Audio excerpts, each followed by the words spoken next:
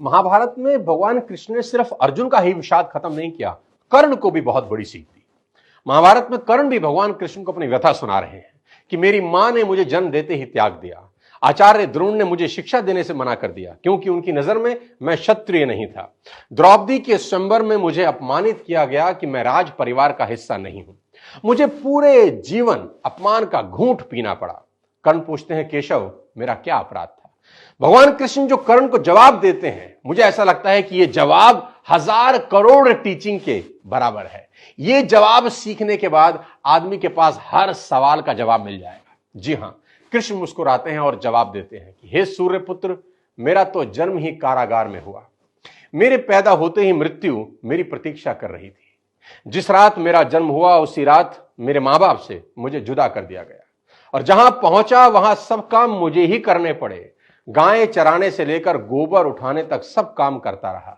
सिर्फ 2 दिन का था, मेरे ऊपर राक्षसों ने हमला कर दिया, मुझे बारंबार जान से मारने की कोशिश की गई। मेरा अपना सगा मामा मेरी जान का दुश्मन था। मेरे जीवन की चुनौतियां कहां कम थी, अन्याय जीवन भर मेरे साथ भी होता रहा।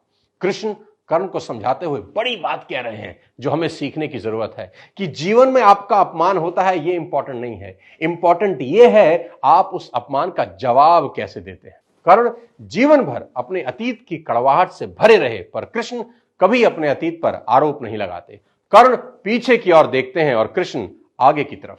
कुदरत ने दोनों के साथ अन्याय किया, पर कर्ण यह अन्याय कभी भूल नहीं पाए और कृष्ण को यह अन्याय कभी याद नहीं आया।